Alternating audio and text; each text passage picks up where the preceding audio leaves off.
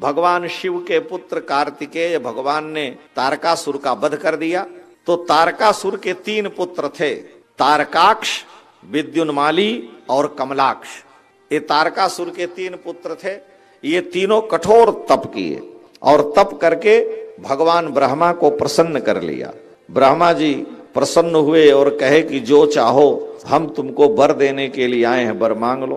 तो इन तीनों ने कहा यदि आप प्रसन्न हैं तो हमको वर दें कि जरा मृत्यु रोग आदि व्याधि हमको कभी प्राप्त न हो, हमारी मृत्यु न हो। ब्रह्मा जी ने कहा नहीं, ये वर नहीं मिल सकता है, तुम जो भी वर मांगो लेकिन मृत्यु न हो ये वर हम नहीं दे सकते। दैत्यों ने कहा देखिए यदि आप देना चाहते हैं तो यद्यप हम लोग बड़े पराक्रमी हैं, लेकिन अगर अमरता का वर नहीं दे सकते तो हमारे पास अभी रहने के लिए तीनों भाइयों को कोई स्थान नहीं है। तो हमें ऐसा दिव्य नगर बना कर दीजिए जहां कोई शत्रु प्रवेश न कर सके, हम सुख पूर्वक उसमें रहें। हमें 3 नगर आप बना करके दीजिए। ब्रह्मा जी से वर मांगा 3 नगर दीजिए जो हर प्रकार के दिव्य भोगों से संपन्न हो। ब्रह्मा जी ने कहा कि एवं मस्तु। उन्होंने कहा नहीं, जो आप हमें नगर देंगे, तारकाक्ष ने कहा वो देवताओं के लिए अभेद्य हो और मेरा नगर सुवर्णमय हो, विश्वकर्मा बनावे। कमलाक्ष ने कहा तो हमें भी सारे भोगों से संपन्न दिव्य चांदी के नगर को प्रदान करें, मेरा नगर चांदी का हो। विद्युन्माली ने कहा कि वज्र की तरह से कठोर सारे भोगों से संपन्न विश्वकर्मा के द्वारा बनाया हुआ मुझे लोहे का नगर प्रदान करें। और जब मध्याह्न काल में, ये विशेष बात है, इन तीनों भाइयों ने, इसलिए इनको त्रिपुर कहा गया, त्रिपुरासुर कहा गया। ये तीनों भाई ब्रह्मा जी से कहे कि जब मध्याह्न काल यानी ठीक दोपहर में अभिजित मुहूर्त हो। जब अभिजित मुहूर्त कब होता है, जैसे 22 सितंबर को और 22 मार्च को ज्योतिष शास्त्र के अनुसार दिन रात बराबर होते हैं। उस समय 12 घंटे का दिन, 12 घंटे की रात होती है। वैसे थोड़ा बहुत 1 मिनट 1.5 मिनट का अंतर, वो बात अलग है। तो 22 सितंबर और 22 मार्च को दिन रात बराबर होते हैं। इसलिए तुलसीदास जी लिखते हैं 22 मार्च से ही 10-15 दिन आगे पीछे राम जी का अवतार है। और तुलसीदास कहते हैं कि मध्य दिवस अति शीतन घामा, अपावन काल लोक विश्रामा। मध्य दिवस है, न शीत है न ज्यादा गर्मी, घाम नहीं है। तो ये जो अभिजित मुहूर्त है, जब मोदी जी ने अयोध्या में उद्घाटन किया, भारत के प्रधानमंत्री माननीय नरेंद्र भाई ने, तो बड़े बड़े ज्योतिषी पंडित, कुछ बाबा लोग भी, शंकराचार्य फलानाचार्य लोगों ने भी विरोध किया कि अरे कोई मुहूर्त नहीं, कोई काल नहीं, बिना मुहूर्त के शिलान्यास कर रहे हैं। अब तो ये सबको लगने लगा कि बहुत अच्छा मुहूर्त था, क्योंकि मंदिर बन रहा है, बनने के तैयार। अब सब मुहूर्त वाले चुप हैं, कोई बोले ही नहीं रहा है। तो काल, इसका कारण क्या है? वहां एक से एक हम लोग भी उपस्थित थे। जिस दिन 5 अगस्त को पूजा हुई, एक दिन पहले हम लोग सब वहां, विशेष हम लोगों को अधिकार दिया गया, रामार्चा पूजन वहां कराए। अशोक सिंघल जी के जो मानस पुत्र थे वो प्रतिनिधि बने पूरी राम जन्मभूमि की ओर से, और पूजा हुई। तो वहां स्पष्ट जो विद्वान ब्राह्मण थे उन्होंने कहा, और यहां लिखा है और सारे ग्रंथों में लिखा है कि प्रतिदिन एक मुहूर्त शुभ आता है।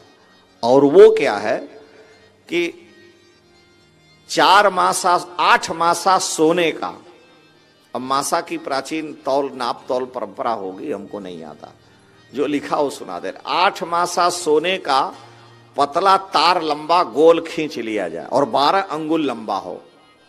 8 मासे सोने का 12 अंगुल लंबा तार बना करके उसका 4 अंगुल भूमि में गाड़ दिया जाए और 8 अंगुल बाहर रहे। और ठीक दोपहर में 12, साढ़े 12, साढ़े 11 जैसा ठंडी गर्मी होती है, जब सूर्य की किरण उस तार पर पड़े और जितनी देर तक सूर्य की किरणों का उस तार से कोई छाया न दिखाई दे, सीधे किरण पड़े, उसको अभिजित मुहूर्त कहा जाता है। ये अत्यंत शुभ और परम मंगलकारी होता है। भगवान वामन का अवतार अभिजित मुहूर्त में, भगवान श्री राम का अवतार अभिजित मुहूर्त में, वो मुहूर्त बड़ा दिव्य होता है। इसलिए पूरे श्वेतद भो ब्रह्मन एक स्थाना स्थितेषु च मध्याह्न अभिजिते काले सीतासौ पुष्य संस्थित।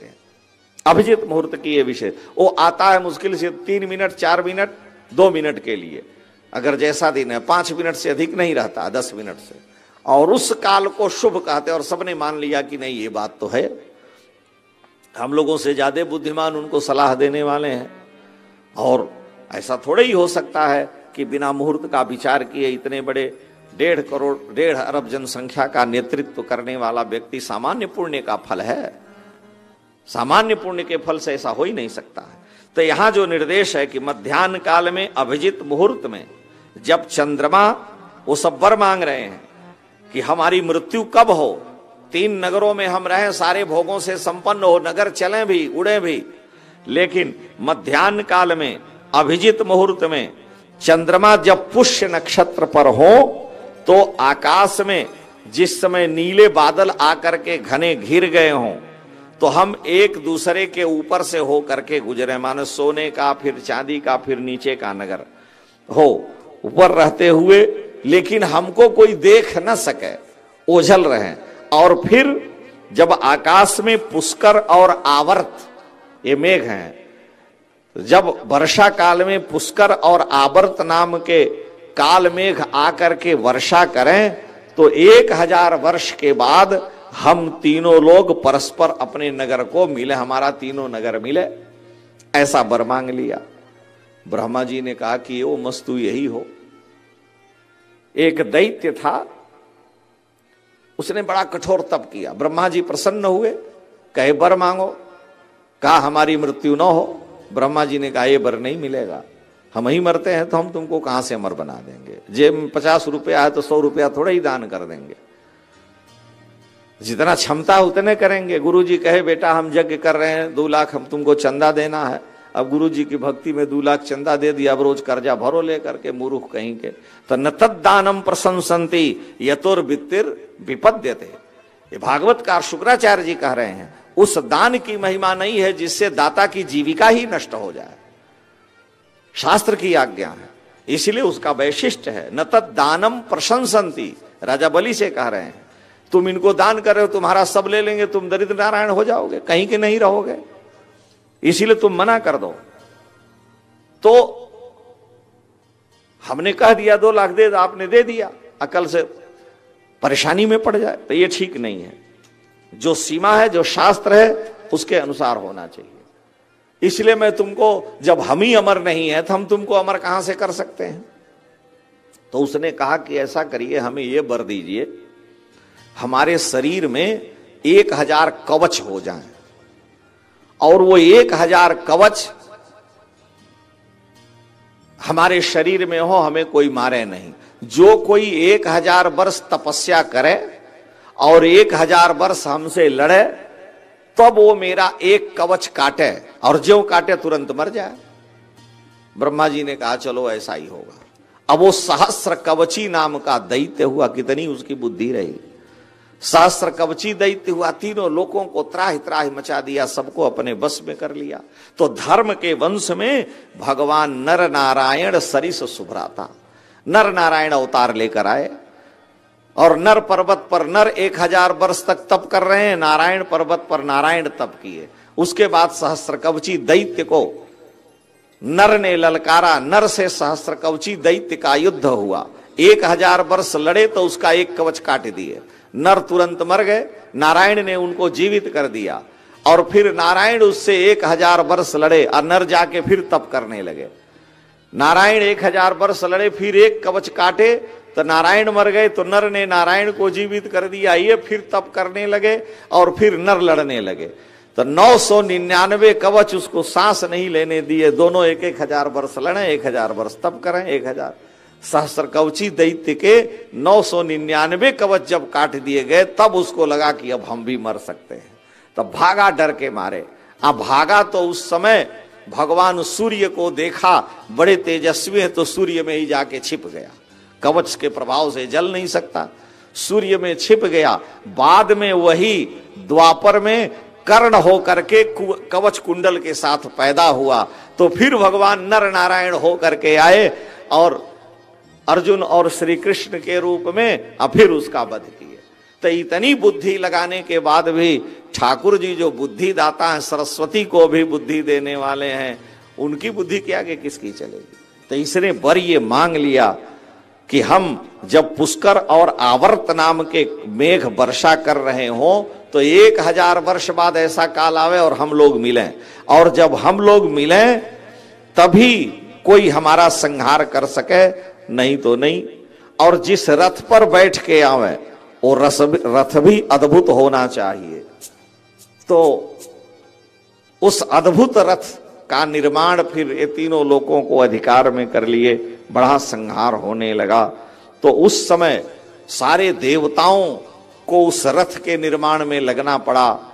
उसमें बड़ी लंबी चर्चा है कि कौन बाण बड़ा, कौन धनुष बना, कौन क्या बना। और भगवान शंकर ने फिर उस त्रिपुरासुर के वध के लिए नारायण देव आदि सभी लोग तद्रूप में परिणत हुए और उस दिव्य धनुष को लेकर के भगवान शंकर के द्वारा उससे युद्ध हुआ। और 1000 वर्ष के बाद वो योग आया। उसके विनाश के लिए भगवान ने फिर त्रिपुरासुर का उद्धार किया है। इसलिए भगवान का नाम त्रिपुरारी हुआ है। और ये नाम भगवान का बड़ा प्रसिद्ध है, क्योंकि त्रिपुर का नाश करना बड़ा कठिन था।